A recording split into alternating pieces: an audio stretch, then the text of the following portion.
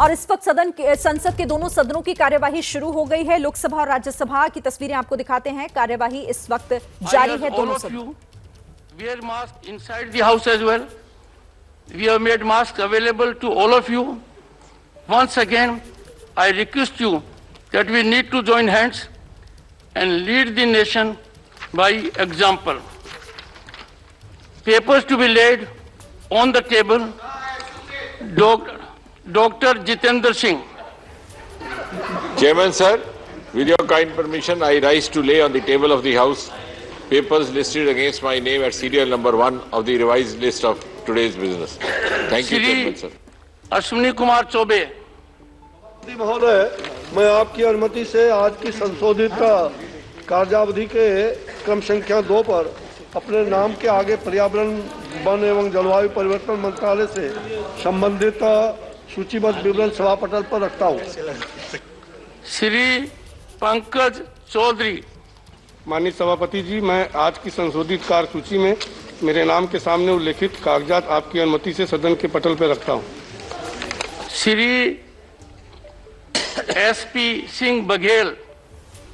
सभापति महोदय, मैं आज की पुनरीक्षित कार्य सूची में मेरे नाम के आगे क्रम संख्या 4 पर उल्लेखित कागजात हिंदी और अंग्रेजी संस्करण सदन के पटल पर रखना चाहता हूँ। Shri V Muraleedharan. Respected Chairman, sir, with your permission, I rise to lay on the table of the House the papers listed against my name at serial number 5 in today's revised list of business. Shrimati Meenakshi Lekhi.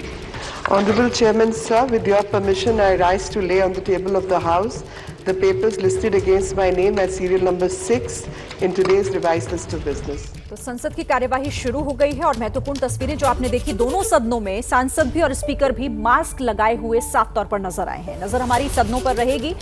तो corona को लेकर केंद्र से लेकर राज्य सरकार तक इस वक्त अलर्ट मोड पर है। पीएम मोदी आज बैठक करने जा रहे हैं और इसके अलावा दिल्ली, यूपी और मुंबई की सरकारें भी कोरोना को लेकर इमरजेंसी बैठक कर रही हैं। तो देखिए, बैठकों का दौर शुरू हो गया है क्योंकि लगातार अब इस संकट से किस तरीके से निपटा जाएगा, आगे की तैयारी क्या हो सकती है, इस पर मंथन शुरू हो गया है। प्रधानमंत्री दोपहर 3:15 बजे पीएम कार्यालय में आज बैठक करेंगे। तमाम अधिकारियों के साथ समीक्षा बैठक होगी। इसके अलावा राज्यों को भी पहले ही एडवाइजरी जारी हो चुकी है और वो भी अपने अपने स्तर पर बैठकें कर आगे की रणनीति पर काम कर रहे हैं। उत्तर प्रदेश में आज योगी आदित्यनाथ बैठक करेंगे। महाराष्ट्र में शिंदे सरकार की तरफ से बैठक होने जा रही है और दिल्ली में अरविंद केजरीवाल भी कोरोना की स्थिति को लेकर आज बैठक करने जा रहे हैं। तो इमरजेंसी बैठक अलग अलग राज्यों में नजर सभी पर होगी कि आखिर क्या कुछ फैसले लिए जा सकते हैं, क्या कोई नई गाइडलाइन को लेकर उस पर विचार हो सकता है या फिर आने वाले समय में उसे लागू किया जा सकता है। क्योंकि चीन से आ रही खबरें और चीन से आ रही खतरे की तस्वीरें ये बताने के लिए काफी है कि कैसे समय रहते अलर्ट हो जाना जरूरी है, तैयारियों को पुख्ता करना जरूरी है ताकि अगर कोई संकट आगे ऐसा आता भी है तो उससे निपटा जा सके। तो कोरोना को लेकर केंद्र सरकार से लेकर राज्य सरकारें तक अलर्ट मोड पर हैं और उसी से जुड़ी तस्वीरें आगे हम आपको दिखाएंगे किस तरीके से बैठकें होंगी और उसमें क्या कुछ अहम फैसले लिए जाएंगे। प्रधानमंत्री की बैठक पर भी नजर होगी। दोपहर 3:15 बजे एक हाई लेवल मीटिंग होनी है जिसमें वो तमाम बड़े अधिकारियों के साथ बैठक करेंगे, समीक्षा करेंगे कोविड के हालातों को लेकर, भारत में अभी क्या सिचुएशन है। और क्योंकि एक्सपर्ट्स लगातार कह रहे हैं कि हमें पैनिक नहीं होना है लेकिन हाँ अलर्ट जरूर रहना है और ये सभी की जिम्मेदारी हो जाती है। तो ऐसे में देखना होगा कि क्या कोविड प्रोटोकॉल को लेकर कुछ नई बातें सामने आ सकती हैं। दिल्ली में भी जिस तरीके से आज अरविंद केजरीवाल बैठक करने जा रहे हैं, महाराष्ट्र और उत्तर प्रदेश में भी बैठकें होनी हैं। तो भारत की चिंता इसीलिए बढ़ी हुई है क्योंकि चीन में कोरोना से हालात इस वक्त बेकाबू हो गए हैं। चीन में हालात इतने खराब हैं कि शमशान में भी जगह नहीं मिल पा रही। नई तस्वीर बीजिंग के डोंगजियाओ से सामने आई है जहां पर शमशान के बाहर गाड़ियों की कतार लगी है, छोटी बड़ी हर गाड़ी में शव रखे हुए हैं और इंतजार अंतिम संस्कार का हो रहा है। और सामूहिक अंतिम संस्कार भी अब वहां पर शुरू हो गया है। ऐसी खबरें भी चीन से सामने आ रही हैं। कोरोना कहर का ये नया वीडियो आप देखिए, एक्सक्लूसिव वीडियो आपको एबीपी न्यूज दिखा रहा है। चीन का ये बड़ा संकट, भयावह तस्वीरें, ये जो कतारें आप देख रहे हैं, चाहे छोटी गाड़ी हो बड़ी गाड़ी हो, सभी शमशान के बाहर ये कतारें इसीलिए लगी हैं क्योंकि इनमें शव हैं और जिनका अंतिम संस्कार किया जाना है और सभी अपनी बारी का इंतजार कर रहे हैं। ताकि वो अपनों का अंतिम संस्कार कर सकें, क्योंकि स्थिति इतनी ज्यादा खतरनाक हो चली है कि शमशान घाटों में वहां जगह नहीं बची और इसीलिए लोगों को इंतजार करना पड़ रहा है। ऐसी ही स्थिति अस्पतालों की भी है। अस्पतालों में बेड की कमी है। अस्पतालों में वहां पर देखा जा रहा है साफ तौर पर कि किस तरीके से लोगों को जरूरी सुविधाएं नहीं दी जा पा रही हैं, क्योंकि संसाधनों का अभाव वहां पर देखा जा रहा है। इतनी बड़ी संख्या में ये कोरोना का विस्फोट और इतनी बड़ी संख्या में मरीजों की जो वहां पर तादाद देखी जा रही है, वो बताने के लिए काफी है कि चीन कैसे अब संभाल नहीं पा रहा। ये हालात उससे संभाले नहीं संभल रहे और ऐसे में अब देखना होगा कि आखिर कैसे कंट्रोल होती है ये सिचुएशन। चीन का ये खतरा पूरी दुनिया को आगाह कर रहा है, पूरी दुनिया को चेता रहा है कि कैसे अब सभी को एक बार फिर अलर्ट हो जाने की जरूरत है। आप देखिए एक एक करके ये लाइनों में लगी हुई गाड़ियां जिनके अंदर शव रखे हुए हैं और ये सब शमशान के बाहर इंतजार कर रहे हैं कि जब इनका नंबर आए, क्योंकि सभी वेटिंग में हैं, तो ये अंदर जाकर अपनों का अंतिम संस्कार कर सकें। तो चीन में शहर शहर इस वक्त मौत तांडव कर रही है और उसकी वजह है कोरोना वायरस का नया वेरिएंट। बड़ी खबर इससे जुड़ी आपको दे दें, क्योंकि BF7 वेरिएंट बहुत ज्यादा संक्रामक है, बहुत ज्यादा घातक है। यह दावा किया गया है कि Cell Host and Microbe journal की एक रिसर्च में, जिसके मुताबिक वुहान से निकले पहले कोरोना के मुकाबले BF7 वेरिएंट करीब 4.5% ज्यादा संक्रामक है। और यही वजह है कि चीन के अस्पताल हो या फिर शमशान घाट, वहां ऐसी तस्वीरें देखने को मिलती हैं। तो चीन में 27% आबादी ऐसी है जो इस वक्त कोविड पॉजिटिव है। अस्पताल की तरह ही शमशान घाट में भी सिर्फ लाइनें लगी हुई नजर आ रही हैं। कई दिनों की वेटिंग वहां पर चल रही है। आउट ऑफ कंट्रोल हो चुके हालात को देखते हुए चीन के सरकारी अखबार ग्लोबल टाइम्स ने कहा है कि बीजिंग में गंभीर मामले बहुत तेजी से बढ़ने वाले हैं, जिससे निपटने के उपाय जल्द करने होंगे, वरना और ज्यादा खतरनाक सिचुएशन हो सकती है आगे। तो चीन की भयावह स्थिति ये तस्वीरें बता रही हैं कि आखिर चीन में क्या कुछ हो रहा है और चीन कैसे इस वक्त असहाय महसूस कर रहा है। देखिए, चीन में कोरोना विस्फोट का दायरा हर गुजरते दिन के साथ बढ़ता ही जा रहा है। क्या आम और क्या खास, सबको चपेट में लेता जा रहा है कोरोना अपने। इसी बीच सीसीपी के 2 नेताओं की भी कोविड से मौत की खबर सामने आई है। कोरोना की वजह से 30 से ज्यादा विदेशी नागरिकों की मौत भी हो चुकी है। चिंता इस बात ने और बढ़ा दी है कि कोरोना अब चीन में शहरों से होता हुआ ग्रामीण इलाकों में भी फैलने लगा है। तो चीन में इस वक्त हाहाकार मचा हुआ है। बिगड़ते हालात और कितने बिगड़ेंगे और आखिर ये संभलेंगे कैसे, ये फिलहाल एक सवाल। और इससे क्यों आखिर दुनिया को चौकन्ना हो जाने की जरूरत है, साथ ही भारत आखिर इसके लिए कितना तैयार है, इस पर भी लगातार हम बात कर रहे हैं। हमारे साथ कुछ खास मेहमान भी जुड़ गए हैं। मैं सीधे रुख कर लेती हूँ शंघाई से doctor Sanjeev Choubey, internal medicine expert हमारे साथ हैं, और न्यूयॉर्क का भी रुख करेंगे जहां से डॉक्टर धीरज कौल, कोविड रिसर्चर हमारे साथ जुड़े हुए हैं। लेकिन सबसे पहले मैं डॉक्टर संजीव आपका रुख कर लेती हूँ, क्योंकि आप तो चीन के बड़े कारोबारी शहरों में से एक शंघाई में मौजूद हैं और चीन से जो तस्वीरें आ रही हैं वो वाकई डराती हैं। क्या हकीकत है वहां की और किस तरीके से ये संकट चीन पर इस वक्त बना हुआ है?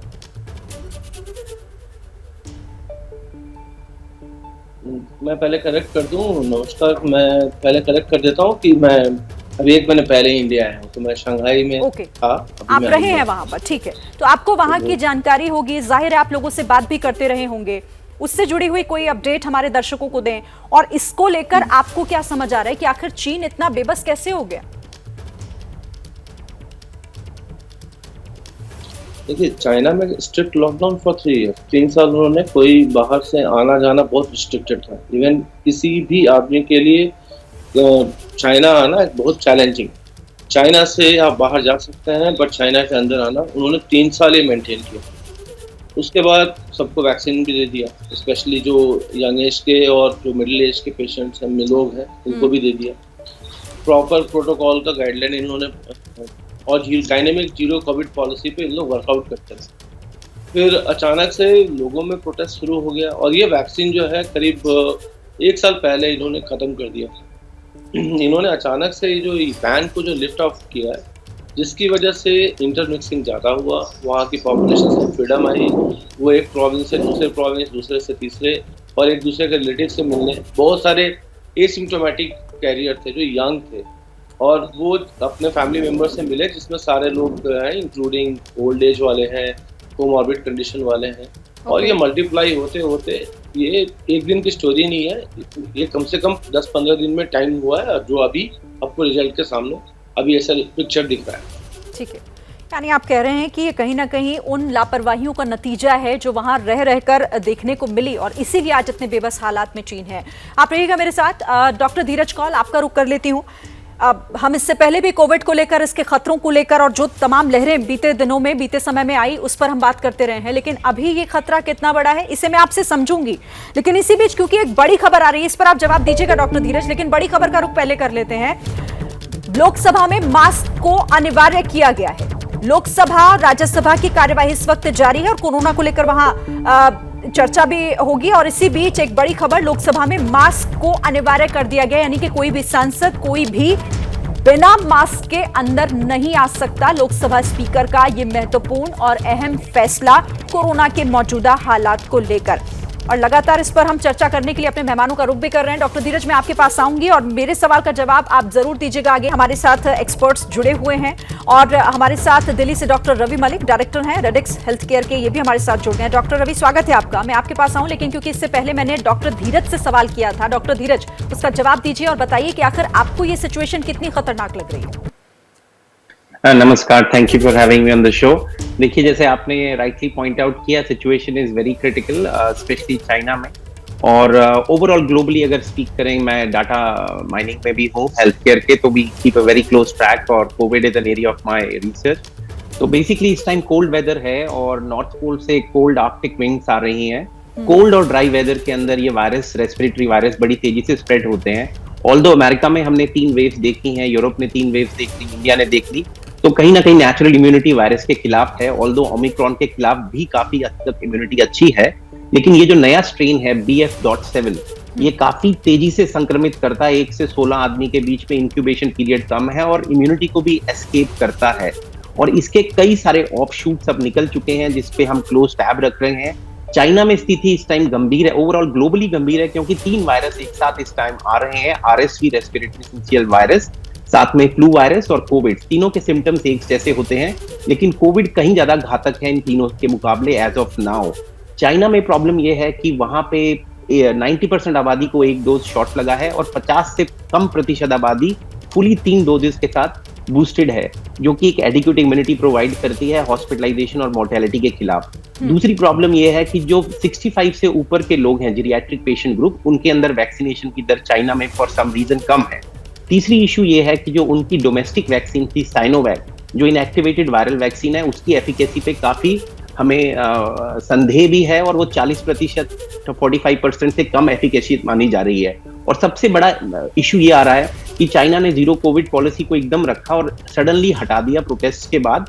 तो जो नेचुरल इम्यूनिटी होनी थी वेव्स से आने के बाद, 3 वेव्स जो पूरी दुनिया देख चुकी है, वो चाइनीज लोगों ने नहीं देखी है। तो अब ये वायरस जब उस बॉडी में घुसेगा जिसके पास नेचुरल इम्यूनिटी नहीं है, फुली वैक्सीनेटेड नहीं है, तो वहां पे ये हैवक कॉज कर सकता है। और साथ में क्योंकि 1.4 बिलियन आबादी का देश है, हम एंटिसिपेट कर रहे हैं तकरीबन 60% आबादी न्यूली इन्फेक्टेड होगी इस वायरस के साथ और तकरीबन 1.5 मिलियन लोगों की मोर्टेलिटी संदेह के अंदर है। तो इससे नए वायरस के ऑफशूट्स भी बन सकते हैं जो दुनिया भर में अनदर हैवक, एक नई वेव ला सकते हैं। तो ये बहुत गंभीर स्थिति है, इसीलिए ये समय है कि दुनिया भर में मास ट्रेवल्स, मास गैदरिंग पे थोड़ा बचें और हर किसी को मेरे हिसाब से मास्क लगाना चाहिए और पूरी सावधानी बरतनी चाहिए। जो आप बता रहे हैं, पार्लियामेंट ने बहुत अच्छा डिसीजन लिया है, तो we have to wait and watch, but it's a very critical time for Chinese people as well as globally for every single person on the planet. यानी आप कह रहे हैं कि एक बार फिर से सतर्क और अलर्ट हो जाने की जरूरत यहाँ पर है, कोविड प्रोटोकॉल का ख्याल यहाँ रखना होगा।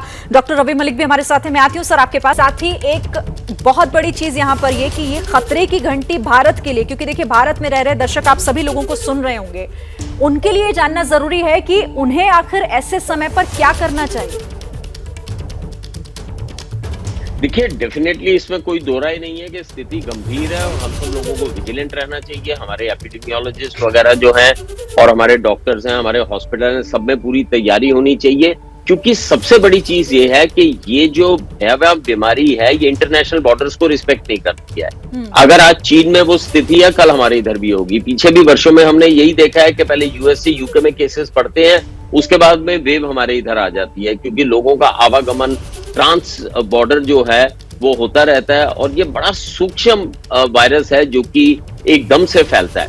2-3 चीजें बड़ी डिस्टर्बिंग है चीन की बात को लेते हुए मैं बताऊं। एक तो इस वायरस का डबलिंग रेट बहुत ज्यादा है, डबलिंग रेट जो है वो काफी कम है, कुछ घंटों का है। तो अगर डबलिंग रेट दिनों की जगह घंटों का होता है तो ये बड़ी जल्दी से फैलता है। दूसरी चीज ये है कि हमारी इधर इंफ्रास्ट्रक्चर भी वीक है, उतना डेवलप नहीं है जितना कि यूएसए और यूके में है। वहां पर इतना डेवलप होने के बावजूद भी अगर आप देखें तो पिछले 24 घंटे में लगभग अगर एवरेज दें पिछले हफ्ते की, तो 68,000 केस रोज यूएसए में हो रहे हैं। तो हमारे इधर भी ये हो सकता है। तो बहुत बहुत जरूरी है कि हम सारी एहतियात बरतें, सोशल डिस्टेंसिंग का फॉलो करें, सोशल डिसिप्लिन करें, बहुत ज्यादा जमावड़े ना करें। और सबसे बड़ी चीज है, जिनके भी बूस्टर डोजेस, हमारे देश ने बहुत अच्छा किया है कि काफी सारी डोजेस लगाई हैं, लेकिन अभी भी 50% पॉपुलेशन को बूस्टर डोज नहीं लगी हुई। तो जिनको बूस्टर डोज नहीं लगी हुई है वो भी डोज लगाएं। चिंता का विषय बुलेट पॉइंट में बताऊंगा 3-4 है। नंबर 1, ये जो BF.7 स्ट्रेन है, ये हो सकता है हमारी जो इम्यूनिटी है, जो वैक्सीन इम्यूनिटी है, उसको भी जंप करे। तो ये एक चिंता का विषय है। दूसरी चीज है, इसका डबलिंग रेट जो है बहुत ज्यादा है, वो भी एक चिंता का विषय है। और तीसरी चीज ये है कि हमें हर तरह से सरकारों को चुस्त रहना बड़ा जरूरी है। हॉस्पिटल्स के बेड, ऑक्सीजन का बंदोबस्त, दवाइयों की उपलब्धि, ये सब चीजें जो है बहुत जरूरी है। और चौथी चीज बड़ी इंपॉर्टेंट है कि बूस्टर डोज जिसको भी नहीं लगी है, खासकर वल्नरेबल ग्रुप वाले, जिसमें कि डायबिटीज है, हार्ट की डिजीज है, या जो वृद्धावस्था में है, 65 साल से ऊपर है, वो सब अपनी वैक्सीनेशन और बूस्टर की डोज लगा लें। यहाँ महत्वपूर्ण जानकारी आप दे रहे हैं कि बूस्टर डोज, मैं सवाल आपसे करने ही वाली थी लेकिन आपने खुद ही जवाब दे दिया कि बूस्टर डोज लगवानी जरूरी हो जाती है यहाँ पर किस तरीके से। डॉक्टर संजीव चौबे, BF.7 जिसका जिक्र डॉक्टर रवि मलिक कर रहे थे, ये वायरस कितना खतरनाक है? और इस वायरस को लेकर, क्योंकि हमारे यहाँ वैक्सीनेशन जिस तरीके से सफल रहा, वैक्सीनेट लोगों के लिए भी क्या ये खतरनाक है? हालांकि लगातार कहा जाता है कि वैक्सीन सिर्फ एक बचाव है, इलाज नहीं है। देखिए, मैं इसी बात पे थोड़ा एम्फसाइज करना चाहता हूँ कि हमारे यहाँ 2 तरह के पेशेंट हैं, 2 तरह के लोग हैं। वैक्सीन लेने के बाद भी उनको कोविड हुआ है, और अभी मान लीजिए कि जो आप स्ट्रेन की बात कर रही हैं, BF.7, या एक नया एक और स्ट्रेन है B10 जो यूएस में काफी कॉमन है। हाँ जी। उसके अलावा जो BF5 है जो बीजिंग में है, अगर ये इन्फेक्शन दोबारा मान लीजिए कि जस्ट एक माइल्ड कफ कोल्ड की तरह, खांसी बुखार की तरह हो जाता है, तो पोस्ट कोविड जिनको ऑलरेडी इन्फेक्शन हो चुका है और उसके बाद दोबारा एक और अटैक हो जाए नए वेरिएंट से, तो वो वाला हमारा कंसर्न ज्यादा होना चाहिए। तो डेफिनेटली हमें पहले से ही प्रिकॉशन लेकर एटलीस्ट एक बेसिक एप्रोप्रिएट प्रोटोकॉल हम लोग मेंटेन करते आ रहे हैं, मास्किंग एंड हेल्थ हाइजीन, क्योंकि बैक्टीरिया जो है डिटर्जेंट से वो आपके डिटर्जेंट से डिस्ट्रॉय हो जाता है, क्योंकि उसकी प्रोटीन जो है वॉल टूट जाती है। तो इतना ही हमें करना है कि प्रिकॉशन रखना है, पैनिक नहीं करना है। ठीक है, प्रिकॉशन रखना है, पैनिक नहीं करना है, क्योंकि पैनिक चीजों को और बिगाड़ेगा, आपकी परेशानी में और इजाफा करेगा। धीरज कॉल का मैं रुख कर लेती हूँ। धीरज, जो ये बात की जा रही है कि लगातार म्यूटेशन जो है वो हो रहा है, नए नए वेरिएंट आ रहे हैं, एक रिसर्च ये भी दावा कर रही है कि इससे भी खतरनाक वेरिएंट आने की संभावना है जो और स्थिति को बिगाड़ने का काम करेगा आगे।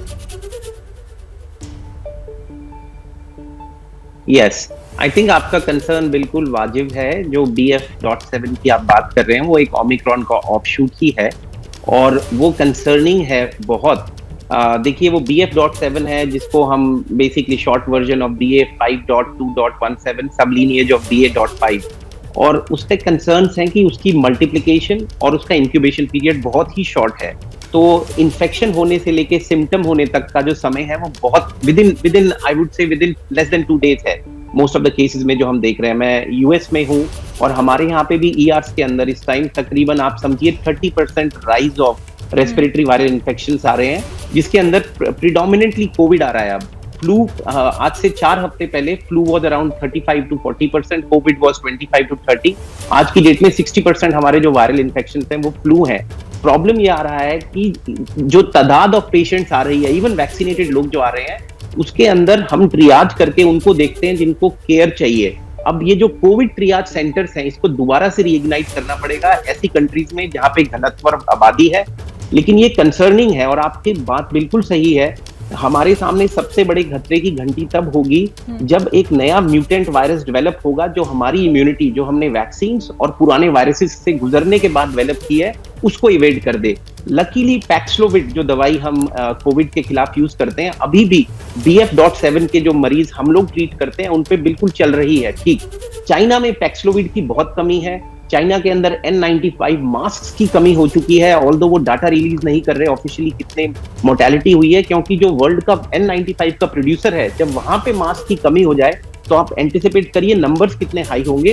पर ऑफिशियली वहां के गवर्नमेंट का डाटा बाहर नहीं आ रहा कि कितने लोग हॉस्पिटलाइज हैं, कितने ICU में पहुंचे हैं, कितने मौत। सोशल मीडिया से हमें पता लग रहा है, जो हम वेरीफाई नहीं कर पा रहे, जो हम लोग खुद डाटा के अंदर हैं। तो ये बहुत कंसर्निंग समय है और वर्ल्ड इस टाइम रिसेशन से गुजर रहा है, एक और डिस्ट्रप्शन आएगा। We are praying for people in China and we hope a new variant, जो आपने बिल्कुल सही बात बोली, वो वहां से निकल के ना आए, जो हमारी इम्यूनिटीज को अवॉइड करे और फिर हम 2021 का मजर ना देखें, God forget, but at least we have some medications which work against COVID and we know way more about COVID now than we knew before. जी, महत्वपूर्ण जानकारी आप सभी एक्सपर्ट्स जो हमारे दर्शकों को आपने यहाँ पर दी, बहुत बहुत शुक्रिया आप सभी का हमारे साथ जुड़ने के लिए और इस बातचीत के लिए। तो देखिए, एक्सपर्ट्स एक बात लगातार कह रहे हैं कि आप लोगों को घबराने की या पैनिक करने की जरूरत नहीं, लेकिन हाँ, आपको अलर्ट होना है। जो भी गाइडलाइंस हैं, जो कोविड प्रोटोकॉल है, उन तमाम बातों का ख्याल रखना बेहद जरूरी है। एबीपी न्यूज पर खबरें आगे भी जारी।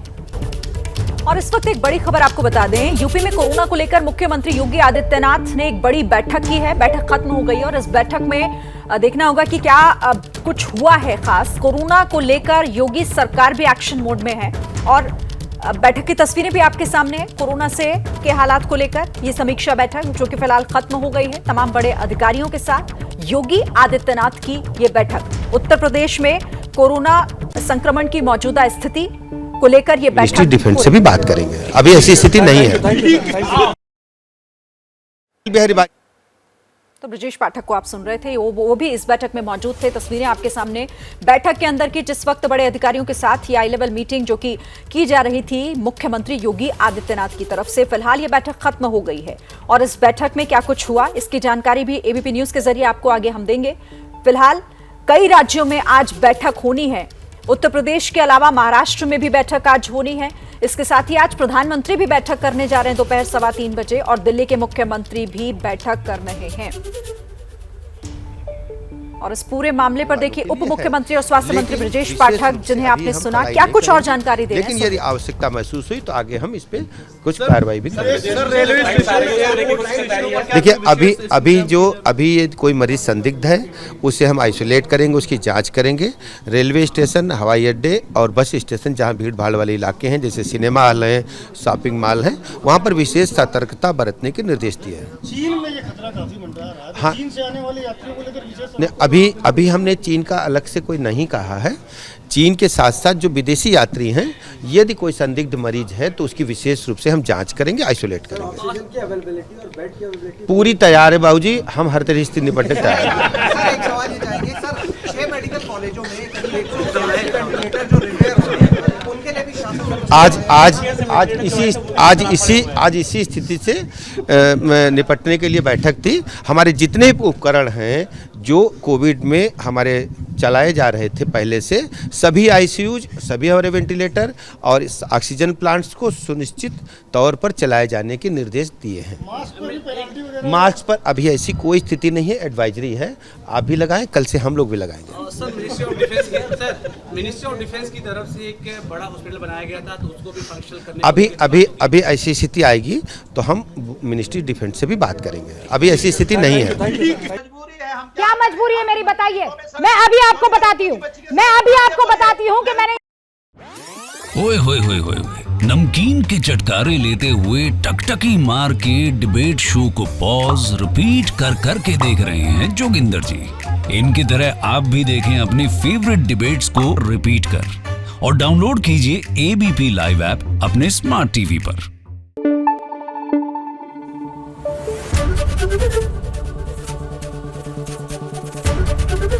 एबीपी न्यूज आपको रखे आगे।